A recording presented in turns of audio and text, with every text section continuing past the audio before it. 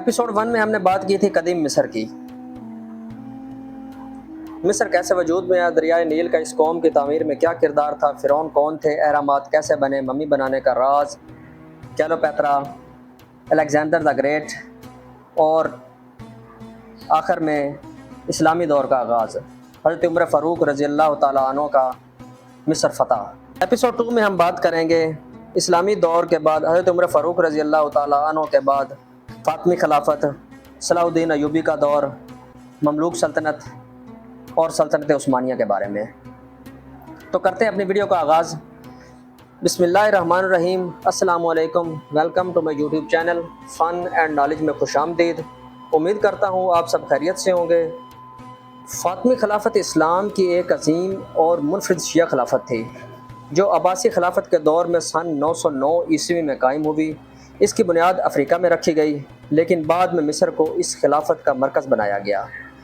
آئیے فاطمی خلافت کی مکمل اور دلچسپ تاریخ جانتے ہیں۔ ناظرین، خلافت عباسیہ کے سائے میں ایک ایسی انقلابی تحریک اٹھی جو خلافت کو صرف بنی عباس کا حق نہیں سمجھتی تھی۔ یہ تحریک شیعہ اسماعیلی عقیدے پر مبنی تھی اور اس کا دعویٰ تھا کہ خلافت صرف اہل بیت کی اولاد کا حق ہے۔ امام عبداللہ المہدی، جنہیں شیعہ اسماعیلی امام مانتے تھے، انہوں نے 909 عیسوی میں شمالی افریقہ میں خلافت کا اعلان کیا۔ یوں ایک نئی خلافت بنی، فاطمی خلافت، جس کا نام حضرت فاطمۃ الزہرا رضی اللہ تعالی عنہ کے نام پر رکھا گیا۔ شروع میں ان کا مرکز تیونس تھا، جہاں انہوں نے المہدیہ نامی شہر بسایا، لیکن جلد ہی ان کی نگاہ مصر پر جا پڑی، جو اس وقت عباسیوں یا ان کے گورنروں کے زیر اثر تھا۔ سن 969 عیسوی میں فاطمی جنرل جوہر الثقلی نے مصر فتح کیا اور یہاں ایک نیا شہر بسایا، القاہرہ۔ جی ہاں، قاہرہ فاطمیوں کا بسایا ہوا شہر ہے۔ قاہرہ میں فاطمیوں نے ایک عظیم یونیورسٹی قائم کی جسے آج ہم جامعہ الازہر کے نام سے جانتے ہیں۔ یہ یونیورسٹی آج بھی دنیا کی سب سے قدیم یونیورسٹیوں میں شمار ہوتی ہے اور اس کی بنیاد 970 عیسوی میں رکھی گئی۔ فاطمی خلافت کا دائرہ وقت کے ساتھ ساتھ بڑھتا چلا گیا۔ اس نے مصر، شمالی افریقہ، تیونس، الجزائر، مراکش، فلسطین، حجاز، مکہ و مدینہ تک اور شام کا کچھ علاقہ۔ فاطمی خلافت شیعہ اسماعیلی نظریات پر قائم تھی۔ ان کے دور میں قاہرہ علم، فلسفہ، طب اور تعمیرات کا مرکز بنا۔ وقت کے ساتھ ساتھ اندرونی اختلافات، فوجی بغاوتیں اور صلیبی جنگوں کی آمد فاطمی سلطنت کو کمزور کر دیا۔ آخرکار 1171 عیسوی میں مشہور جرنیل صلاح الدین ایوبی نے فاطمی خلافت کا خاتمہ کیا اور اہل سنت ایوبی خلافت قائم کی۔ فاطمی خلافت ایک شیعہ خلافت تھی۔ آغاز 909 عیسوی، مصر پر قبضہ 969 عیسوی، قاہرہ جامعہ الازہر کی بنیاد، خاتمہ 1171 عیسوی صلاح الدین ایوبی کے ہاتھوں۔ آج بھی اسماعیلی عقیدے کے لوگ فاطمی خلفاء کو اپنے امام مانتے ہیں۔ موجودہ اسماعیلی امام آغا خان 6 خود کو انہی فاطمی خلفاء کی نسل سے مانتے ہیں۔ اگلے مرحلے میں بات کرتے ہیں سلطان صلاح الدین ایوبی کی۔ سلطان صلاح الدین ایوبی کون تھے؟ انہوں نے بیت المقدس کیسے فتح کیا؟ صلیبی جنگوں میں ان کا کیا کردار رہا اور کس طرح اسلامی تاریخ کی سب سے بڑے ہیرو بنے؟ تو مکمل ویڈیو دیکھنے کے لیے جڑے رہیں ہمارے ساتھ۔ صلاح الدین ایوبی ایک ایسا نام جس نے پورے یورپ کو ہلا کر رکھ دیا۔ وہ مرد مجاہد جس کے دشمن بھی اس کی شجاعت، رحم دلی اور انصاف کے قائل تھے۔ سلطان صلاح الدین ایوبی کا اصل نام یوسف بن ایوب تھا۔ وہ 1137 میں تکریت، عراق میں پیدا ہوئے۔ ان کے والد ایوب اور چچا شیرکو دونوں ہی زبردست سپاہی تھے اور نور الدین زنگی کے وفادار تھے۔ چھوٹی عمر سے ہی صلاح الدین ایوبی نے علم، فقہ اور جنگی تربیت حاصل کی۔ ان کی طبیعت میں عاجزی، حیا اور تقوی بچپن سے نمایاں تھا۔ 1164 میں نور الدین زنگی نے صلاح الدین کے چچا شیرکو کو مصر بھیجا تاکہ وہاں صلیبیوں اور فاطمیوں کے درمیان طاقت کا توازن قائم کیا جائے۔ شیرکو کے ساتھ صلاح الدین ایوبی بھی گئے۔ شیرکو کی وفات کے بعد 1169 میں صرف 31 سال کی عمر میں صلاح الدین ایوبی کو مصر کا وزیر مقرر کر دیا گیا۔ یہاں سے ان کے اقتدار کا آغاز ہوا۔ فاطمی خلافت اس وقت شیعہ حکومت تھی جو کہ عباسی خلافت کو نہیں مانتی تھی۔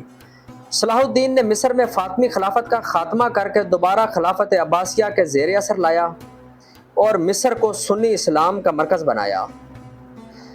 1187 تاریخ کا وہ موڑ جب صلاح الدین نے جنگ حطین میں صلیبیوں کو فیصلہ کن شکست دی۔ اسی سال انہوں نے بیت المقدس کو 88 سال بعد آزاد کروایا۔ انہوں نے القدس کو نہ صرف آزاد کروایا بلکہ عیسائی عورتوں، بچوں اور بزرگوں کو امان دی گئی، یہاں تک کہ صلیبی سپاہیوں کو بھی عزت سے جانے دیا گیا۔ یہ کردار صلاح الدین ایوبی کی عظمت کی دلیل ہے جسے مغربی مورخین آج بھی تسلیم کرتے ہیں۔ وہ سادہ لباس پہنتے تھے، کم کھاتے تھے، راتوں کو عبادت کرتے تھے اور کبھی بھی بیت المال سے ناجائز فائدہ نہ اٹھاتے تھے۔ ایسے دشمن کے ساتھ رحم صرف اسلامی تربیت یافتہ دل ہی کر سکتا ہے۔ 1193 میں دمشق میں 56 سال کی عمر میں ان کا انتقال ہوا۔ مرنے کے بعد ان کے پاس کفن کے سوا کچھ نہ تھا۔ ان کا مقبرہ دمشق میں آج بھی موجود ہے، ایک عظیم فاتح لیکن ایک عاجز انسان۔ مسلمانوں کو اتحاد کا درس، غیر مسلموں کو انسانیت کا سبق اور تاریخ کو عدل و رحم کی مثال آج بھی جب ظلم بڑھ جائے تو صلاح الدین ایوبی کی یاد آتی ہے۔ صلاح الدین ایوبی نہ صرف ایک عظیم جرنیل تھے بلکہ امت مسلمہ کے اصل رہنما بھی تھے۔ صلاح الدین ایوبی نے 11ویں صدی میں اپنی فوج میں غلام فوج مملوک کو شامل کیا۔ عبد الصالح ایوب نے 1240 سے 1249 تک کی حکومت میں ان کی تعداد بڑھائی۔ 1250 میں اس غیر یقینی نظام نے انقلاب برپا کیا جب مملوک جرنیلوں نے آخری ایوبی سلطان توران شاہ کو ہٹا کر اقتدار سنبھال لیا۔ مملوک سلطنت عجیب سیاسی نظام پر مبنی تھی، مسلسل سیاست میں مختلف مداخلت میں گھری رہی۔ حکومت میں نسلی تعصب کے ساتھ ساتھ بیوروکریسی کی خرابی نے قوت میں کمی پیدا کی، خاص طور پر برجی دور کے دوران۔ 15ویں صدی میں بار بار آنے والی طاعون، گندم کی کمی اور کاروباری نقصان نے سلطنت کو کمزور کر دیا۔ 1498 میں پرتگالیوں نے بحری راستے نے مصر کی تجارت کو متاثر کیا۔ آخر میں 1516 سے 1517 میں عثمانی حکومت نے ایجپٹ کو فتح کر لیا۔ مملوک سلطنت کا اختتام ہوا اور عثمانیوں نے مصر کو اپنے زیر اثر صوبہ بنایا۔ مملوک سلطنت ایک انوکھا دور تھا جس نے غریب غلام فوج کو حکمرانوں میں تبدیل کیا۔ وہ اسلامی دنیا کی طاقت، ثقافت اور دفاع کا آخر کار تحفظ تھی، مگر زمانہ نے سلطنت بدل دی اور مصر عثمانی طاقت کا حصہ بن گیا۔ 16ویں صدی میں عثمانی سلطان سلیم اول نے کس طرح مصر پر قبضہ کیا؟ مصر میں ان کی حکومت کا نظام کیا رہا؟ مملوکوں نے اقتدار کیسے چھینا اور آخر کار 19ویں صدی میں مصری خود مختاری کی بنیاد کیسے پڑے؟ سلطان سلیم اول نے 1517 میں مملوکوں کو شکست دے کر مصر فتح کیا اور خانزی بے کو مصر کا والی مقرر کیا۔ قاہرہ نے مملوکوں کا آخری سلطان تومان بے II قتل کیا گیا، جس کے بعد مصر مکمل طور پر عثمانی سلطنت کا حصہ بن گیا۔ اس کے بعد عثمانیوں نے مصر کو ایک صوبے ایالت میں تبدیل کیا اور استنبول سے مقرر کردہ والی پاشا کے زیر قیادت چلتا رہا۔ ابتدائی عثمانی صدور نے مصر کو سیدھا کنٹرول کرنے کی کوشش کی، لیکن مملوک اور عہدیدار قوت برقرار رکھے گئے۔ 17ویں صدی تک مملوک بیوروکریٹس عثمانی انتظامیہ میں طاقتور کردار ادا کرنے لگے اور مصر میں ایک مشترکہ طاقت کے درمیان دورانیہ معمول بن گیا۔ ابراہیم پاشا نے 1523 میں خود کو سلطان قرار دیا مگر ناکام ہوا اور عثمانی سلطنت نے اسے فوراً گرفتار کر کے سزائے موت دی۔ عثمانی دور میں مصر کو دنیا کی وسیع تجارتی نیٹ ورک سے جوڑا گیا۔ کپاس، مسالہ جات، زراعت کی مصنوعات اس دور میں مرکزی حیثیت اختیار کی گئی۔ زرعی نظام میں تبدیلیاں کی گئی، زمین کی نجکاری ہوئی اور نئے ٹیکسز قوانین نافذ ہوئے جس سے کسان طبقہ متاثر ہوا۔ عثمانی دور کے طرز تعمیر مصر میں نمایاں رہی۔ الازہر یونیورسٹی اس دور میں مسجد جمعہ اور تدریسی کی حیثیت سے معتبر رہی، اگرچہ عثمانیوں نے براہ راست مالی تعاون کم کیا۔ 17ویں اور 18ویں صدی میں مملوک کے درمیان اقتدار کی جدوجہد شدت اختیار کر گئی، جس نے سلسلہ حکومت کو بے چین کیا۔ عثمانی سلطنت کے سلطان سلیم اول وہ واحد سلطان تھے جنہوں نے ایک ہی وقت میں दोनों किबला पर हुकूमत की, बैतुल मक़दस और खाना काबा पर। उस्मानी सल्तनत ने 1517 से मिस्र पर हुक्मरानी शुरू की। मुख्तलिफ हुक्मरान आए जिन्होंने दौरे उस्मानी में उस्मानियों का कंट्रोल बरकरार रखा, मगर मुकामी मसाइल और इक़्तिदार के तसादम इस दौर की पहचान थे। अंदरूनी इख्तलाफात की वजह से उस्मानियों की हुकूमत कमज़ोर होती गई। उनके बाद 1798 से लेकर 1801 तक मुख्तसर वक्त के लिए फ्रांस का कब्ज़ा रहा, नेपोलियन बोनापार्ट का। फिर 1105 से लेकर 1848 तक मोहम्मद अली पाशा मिस्र के हकीकी बानी, जदीद मिस्र की बुनियाद रखी गई और ख़ुद मुख्तार हुक्मरान का इंतखाब किया गया। 1182 से लेकर 1922 तक बरतानिया ने मिस्र पर कब्ज़ा कर लिया। 1922 से 1952 तक शाह फारूक आखिरी बादशाह और फिर इनकलाब। 1954 मोहम्मद नजीब पहले सदर मुंतखब हुए और उसके बाद खुद मुख्तार मिस्र का सिलसिला शुरू हुआ। अब हम बात करते हैं जदीद मिस्र की और मौजूदा मिस्र की।